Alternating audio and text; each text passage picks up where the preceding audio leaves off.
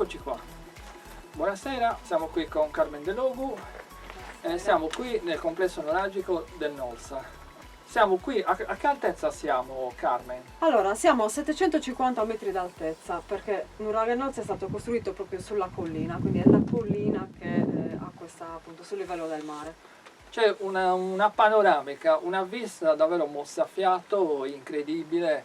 Già solo questo ne vale la pena venire qui perché c'è un panorama estesissimo di colline, di paesi, paesetti, di vigne, che è davvero uno spettacolo.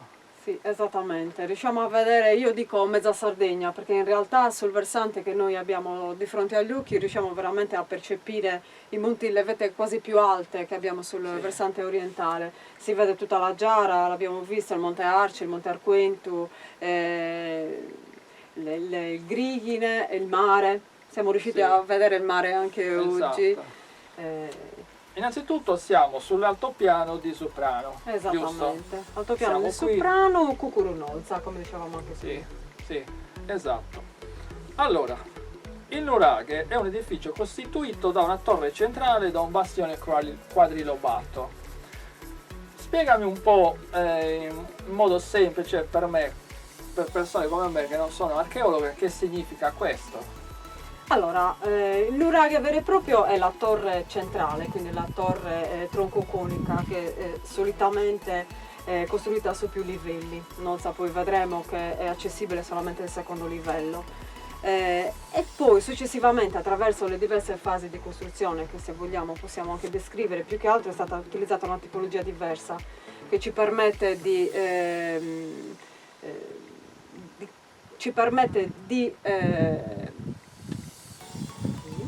la tipologia di pietre ci permette di confermare le fasi costruttive attraverso le tipologie diverse sempre di pietra. Quindi all'edificio centrale nuraghe sono state poi addossate le 4 torri periferiche, di cui abbiamo alcune l'accesso sia dalla parte inferiore ma soprattutto dalla parte superiore. Che si vede molto poi da qualche foto, qualche immagine dall'alto. Si vede proprio benissimo il centro e poi ai 4 lati le altre 4 torri, diciamo. Allora, ho una curiosità dove leggendo un po', informandomi, c'era anche un villaggio qui attorno. Assolutamente, apriamo una piccola parentesi. Prima di eseguire veri e propri scavi, quindi lo sbancamento della collina, diciamo così, è stata fatta una ricognizione in tutto il territorio, quindi non solamente di Nuraghe e Nolsa, si scoprono ovviamente i cantoni diversi nuragici, ma i diversi nuraghi collegati in qualche modo anche a Nuraghe e Nolsa, e si percepisce anche la presenza di un nuraghe, si percepisce anche la presenza di un villaggio che pare sia esteso per circa addirittura 1 ettaro, quasi 2. Ovviamente non abbiamo la certezza di questo. Ti faccio questa domanda, questa curiosità ti ho fatto del villaggio, perché venendo qui ti rendi conto che il Nuraghe Nolsa si trova in cima a una collina e quindi uno viene da pensare dov'era il villaggio, perché va proprio a strapiombo dopo. Esatto. Invece diciamo che i nuraghi ci sono riusciti a costruire qua a ridosso. Sì, anche perché noi adesso riusciamo a percepire, poi come hai detto tu si vedono anche dalle immagini aeree, ci sono diversi diruppi, però il villaggio si estende proprio dalla parte sud-est sul versante ovest sino ad arrivare a quello nord, mentre non proprio su quello est. Diciamo che il nord-est non è percepibile. Allora, c'è un'altra domanda. Dagli studi, dagli diversi scavi nel corso degli anni, si è visto che ci sono diverse fasi costruttive. Esattamente, proprio queste fasi costruttive, come dicevo prima, si leggono con la tipologia di pietra, perché la parte più antica del monumento è stata costruita con lo scisto, che è la pietra locale. E di che periodo siamo qui? Allora, stiamo parlando del bronzo medio recente, il primo insediamento, diciamo così, tant'è vero che c'era molto probabilmente un piccolo agglomerato di capanne quando è stata costruita la Tolos, quindi la torre centrale. Poi successivamente sono state addossate le 4 torri periferiche e a Nolsa praticamente c'è stata una sorta di ristrutturazione, se così la vogliamo chiamare, intorno al 1100 a.C., con una tipologia di pietra diversa. Assolutamente sì, perché lo scisto è una pietra molto friabile. quindi non era adatta alla costruzione di questa tipologia di monumenti, tant'è vero che è stata proprio cambiata, è stata cercata una pietra molto più dura, il porfido, che è questa appunto che vediamo qua alle nostre spalle, esattamente. Esatto. Quindi questo rifacimento, che quindi fa parte quasi della terza fase costruttiva, riedificativa, ha permesso di riedificare parte delle torri, quindi delle cortine e delle torri. Ho capito.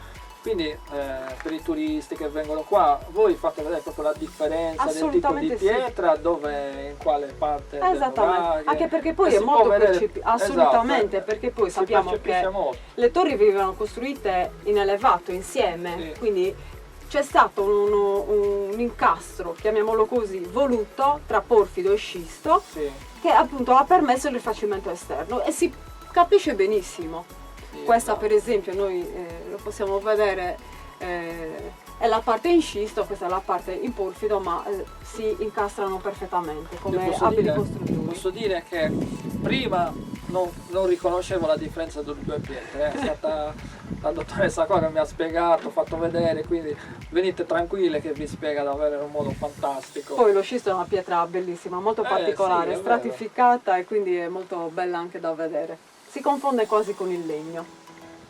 Sì, è vero, questa cosa l'ho notata, infatti dentro dopo lo vediamo, esatto, sono degli scalini finti, ma tu non li riconosci, sembra proprio... Si confondono perché pietra. È piatto, stratigrafico, come appunto sembra quasi legno, che sono stati integrati per l'accesso alla parte alta. Ho una curiosità,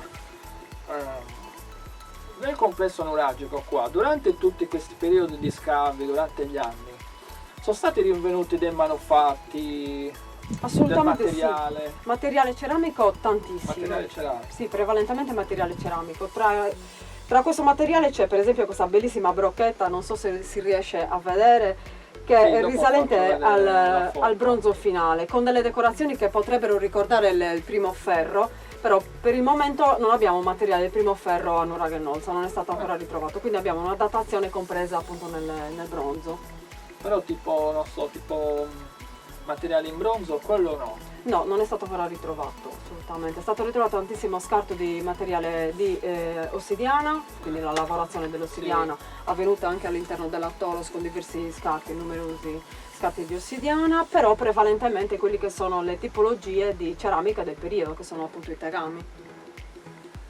Diciamo anche una cosa, che può essere che non è stato trovato niente perché c'è ancora molto da scavare, giusto? Sì, io penso che sia proprio così, c'è ancora veramente tanto da scavare. Teniamo conto che gli scavi sono stati diversi nell'arco del tempo, perché il primo, esatto, nell'arco degli anni, il primo scavo è avvenuto nel 95, poi fino agli anni 2000 circa, con diversi appunto fasi, interruzioni eccetera. Però è anche vero che Nuraghe e Nolsa era completamente interrato. Proprio era una collina, una dolcissima collina. Sì, dopo infatti faccio vedere la fotografia che è esposta lì giù da voi all'ingresso, e c'è una fotografia dove proprio si vede solo la collina. Cioè, quella è una fotografia che è stata fatta assolutamente, è stata fatta l'anno prima degli scavi, poco prima anche dalla ricognizione. Il primo scavo mi pare sia anche abbastanza recente, non è 95. Degli anni, infatti, non è degli primo anni assolutamente 60, 95. 70. No, è uno scavo recente, infatti dal punto di vista archeologico Nuraghe e Nolsa è recente. Esatto. È nata poi da quel momento in poi è nata anche la valorizzazione del sito, insomma è stata gestita a parer mio egregiamente, cerchiamo di fare il più possibile, quindi sì, diciamo che i frutti si vedranno anche col tempo. Allora adesso con te andiamo all'interno e facciamo vedere qualche curiosità all'interno. Allora Carmen, siamo adesso all'interno, qui c'è l'ingresso, quindi siamo proprio appena entrati. La parte costruttiva impressiona davvero, ho visto pochi nuraghi con una difficoltà costruttiva, ingegneristica, architettonica davvero incredibile. E ci sono 3 ambienti praticamente collegati uno con l'altro, una maniera impressionante. Allora adesso qua abbiamo, spiegamelo tu Carmen. Allora sì, praticamente avevamo alle nostre spalle l'ingresso che è diventato l'ingresso principale successivamente alla ristrutturazione del 1100, quindi al rifacimento. Oltrepassato questo ingresso ci ritroviamo proprio in questo ambientino che una sorta quasi di disimpegno, Sì. chiamiamolo così, che ci porta alla torre D, che è l'unica accessibile alla parte inferiore per il momento. E subito attraverso 21 gradini, questi sono i due in legno che abbiamo detto prima, completamente in scisto, vedete com'è bello lo scisto, e ci portano alla parte superiore, quindi al secondo livello del nuraghe, e ci permette allo stesso tempo di accedere a un cortiletto che dobbiamo immaginare coperto e alla Tholos. Però qua la monumentalità si vede benissimo, perché comunque abbiamo le pietre in porfido, anzi la pietra in porfido, esattamente, che sicuramente faceva parte del rifacimento successivo, che si invece unisce alla parte più antica, allo scisto. Quindi questa parte qua è quella più antica, che è la precedente, invece questa qua è la parte successiva. Con Carmen andiamo su e vediamo come si vede da sopra il secondo piano, con la torre centrale, esatto. Dove c'è la torre centrale. Esatto. Adesso siamo nella parte superiore e siamo a fianco alla torre centrale. Di fronte alla torre centrale. Di fronte proprio alla torre centrale. Questo è l'ingresso. L'ingresso è rivolto verso est. Esatto, verso est? Sì, assolutamente. Ok. Allora, qua c'è un panorama mozzafiato, dietro di noi cosa abbiamo? Dietro di noi abbiamo il Monte Sant'Elia che supera i 1000 metri, oltre il Monte Sant'Elia abbiamo il Gennargentu, che però ovviamente non riusciamo a vedere proprio perché il Sant'Elia supera i 1000 metri. Quindi abbiamo la parte, diciamo, abbiamo la parte della Barbagia di Bellevue, perché Meana Sardo sta tra la Barbagia di Bellevue e il Mandrolisai.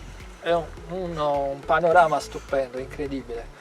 Allora, quindi qua siamo di fronte alla torre centrale, proprio all'ingresso, giusto? Sì, assolutamente. Allora, questa qui è costruita prima, cioè nelle prime fasi o dopo? Allora, la torre centrale, come abbiamo detto, quindi anche la torre più antica, è la prima fase di costruzione, a parte il piccolo agglomerato di capanne. E quindi è tutta costruita in scisto, la Tholos completamente intatta, era completamente interrata, quindi è stata svuotata durante gli scavi ed è tutta, appunto, come la vediamo, in scisto.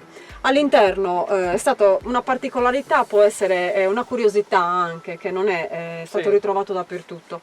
È stato ritrovato un lastricato sia all'interno della Tholos che esternamente, dove praticamente esternamente, dove abbiamo i piedi noi sopra questa passerella, un lastricato sempre di scisto, perché si prestava comunque a essere sfogliato, con argilla e sughero, quindi di piccoli frammenti, assolutamente. Nelle nostre zone ovviamente è abbastanza presente, anche il villaggio che è bello, molto importante. Una cosa che non avevo mai sentito, mi pare, da nessuno, che mi ha detto questa cosa, che c'era un lastricato. Infatti è una particolarità, esattamente, la particolarità del lastricato, ma è probabilmente lo scisto stesso che si presta a questo utilizzo. Tuttora è una pietra, appunto la pietra locale si utilizza come... Ma da quello che tu sai, mi viene in mente una cosa, le pietre da dove venivano prese? Cioè era un trasporto, veniva da lontano, oppure non so se erano già qui? Ecco, è proprio questo, tra virgolette, il problema, nel senso che lo scisto è una pietra locale. Quindi è la pietra che hanno utilizzato perché ce l'aveva a portata di mano, mentre le altre tipologie di pietra che sono state utilizzate sono andate a ricercarle un pochino altrove, un pochino più distanti. Per esempio il porfido, c'è una cava a 3 km circa in linea d'aria, e la trachite, che è stata utilizzata per il coronamento delle torri periferiche ma anche di quella centrale, altrettanto. Sono andati comunque alla ricerca di una pietra diversa. Allora, quello che vi voglio far vedere è una scalinata che va giù ripida e va verso giù al primo piano. Secondo me è una tecnica costruttiva, è un'architettura dietro che è fenomenale. Davvero poche volte ho visto una cosa del genere. Carmen, cosa mi puoi dire? Beh, questo ci conferma sicuramente l'abilità costruttiva che avevano in quel periodo, perché sono molto belli e anche suggestivi gli scalini che abbiamo visto per accedere alla parte superiore dove siamo noi ora, ma questi sono ancora più spettacolari. Sono formati sempre da blocchi di scisto, è quasi un cunicolo. Sì, esatto. Vedete? Sembra un cunicolo, ma in realtà ci sono degli scalini che portano fino laggiù e portano alla parte inferiore della torre C. Ovviamente oltre il cunicolo si vede la Tholos, l'ambiente appunto della Tholos. Esatto. Questa è una particolarità davvero impressionante. Sì, è molto bello, sorprende molte persone perché comunque diciamo che è quasi nascosta. Ok Carmen, allora adesso qua siamo nella parte della curiosità mia, che è quella di vedere il focolare. Sì, che purtroppo non è accessibile al pubblico perché siamo veramente a un'altezza molto elevata sulla parte della cortina, molto più imponente, molto più anche grande rispetto alle altre, perché abbiamo detto che Nuraghe Nolza è asimmetrico rispetto agli altri nuraghi. Infatti la cortina nord supera abbondantemente gli 11 metri. La parte in cui ci troviamo della tua curiosità, quindi questa, dove è stato ritrovato un focolare che dal cortile in cui ci trovavamo prima ci porta attraverso una piccola muratura sempre di scisto alla parte più appunto verso la parte nord. E non solo, questo piccolo ambiente, appunto resti di cibo, ci confermano il fatto che sia un focolare perché è stato ritrovato appunto con dei dati molto precisi, ci portano anche alla parte superiore del mastio, perché questo piccolo ambiente qua è un vano scala che dalla torre F, che è stata diciamo non ha fatto parte del rifacimento di cui abbiamo parlato prima, ma è stata riempita di materiale di scarto anche delle altre torri, porta alla parte superiore della Tolos attraverso una scala molto simile a quella che abbiamo visto prima. Quindi praticamente due delle torri del quadrilobato hanno una scala rimpidissima, una delle torri è accessibile alla parte inferiore e una delle torri invece non è stata ancora indagata perché è completamente vuota, non è stata neanche riempita di terra.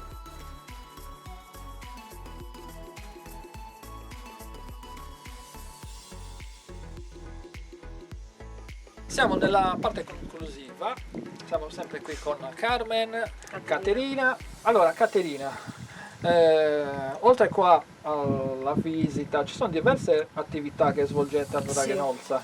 Vari laboratori. Praticamente offriamo 3 tipologie di laboratori. Il più importante, forse quello che piace di più, sicuramente è il laboratorio di scavo simulato.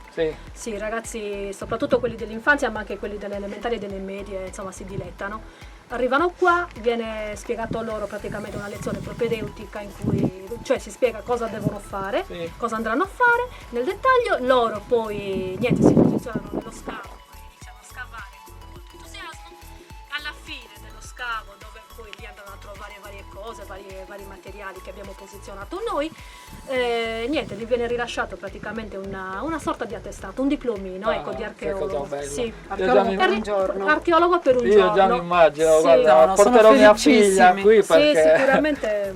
Sono veramente piace. archeologi per un giorno, Esatto. Sì. per un bel paio d'ore. Perché poi tra l'altro rispondono anche al questionario, avranno una serie di domande a cui dovranno rispondere, quindi devono anche stare attenti alle spiegazioni. E poi abbiamo anche il laboratorio di manipolazione dell'argilla, cioè questi ragazzi praticamente andranno a creare degli oggettini, sempre che abbiano attinenza con l'archeologia, quindi vasetti oppure la riproduzione della dea madre. Sì. E così via. Anche quello che è stata ritrovata a Meana negli anni 70. Sì, esatto, come mi stavate dicendo prima. Sì. E poi il laboratorio di arte di erbe tintore, che è un compaesano di Carmen. Un compaesano, un ragazzo Spiegali meglio, che non so questa cosa. che della sua tesi ha fatto un lavoro e una passione, è praticamente un artigiano.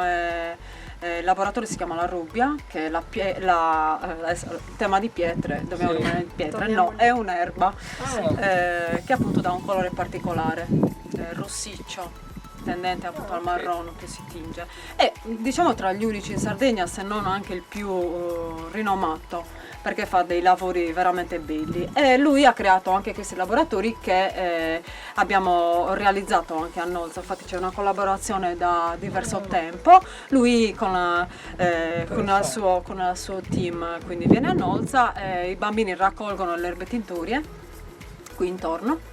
Wow. Sì, assolutamente. Le cuociono, io te lo dico in terminologia così molto basilare, poi tingono il loro pezzo di lana, prevalentemente lana sarda. Lui ovviamente poi nel suo laboratorio ha una cosa un pochino molto più dettagliata, esattamente, però i bambini portano anche a casa, anche in questo caso, una sorta di gadget. E quindi volendo ci potete contattare anche per questo tipologia di laboratori, ma non solo, facciamo questi laboratori ma anche delle escursioni. Il territorio permette di fare tantissime e belle escursioni anche con dislivelli abbastanza importanti, perché da 750 metri riusciamo a scendere una vallata abbastanza sì, no, 200-250 metri, ma anche un trekking, perché il Monte Sant'Elia si presta anche a fare il trekking, quindi riusciamo a fare un pochino di tutto. Offriamo, diciamo, quello che riusciamo per le nostre competenze a offrire al turista. Ti voglio chiedere un'ultima cosa, ma voi qui siete aperti tutto l'anno o avete dei periodi che sono tipo l'inverno è chiuso? Noi siamo aperti tutto Quindi l'anno. è sempre aperto? Assolutamente, dal martedì alla domenica c'è anche la visita guidata, il lunedì ci sono solamente i colleghi, sì. E ovviamente superannotazione per i gruppi che superano le 20 persone, perché per questioni di organizzazione in questo periodo ovviamente ancora di più, però sì, ci trovate sempre, a volte anche proprio al tramonto, quello che stiamo noi ammirando adesso. Esatto, il tramonto incredibile. Qui quello che posso dire io è di venire, perché il posto è davvero curato bene, fantastico, gestito benissimo da loro, dalla cooperativa, il panorama è mozzafiato, davvero. In questo momento noi stiamo qui facendo la registrazione davanti a un tramonto incredibile, quindi io vi consiglio, quando siete qua nelle zone o una domenica al fine settimana, di farvi una passeggiata, venire qua a visitarlo. Ci sono loro che ve lo spiegano in un modo fantastico, semplice, ho capito tutto io, quindi figuriamoci. Ho imparato un sacco di cose grazie a loro, vi ringrazio. Grazie a te, a nome nostro e di tutti i colleghi della cooperativa Ortuavis. Fantastica, ho imparato tante cose.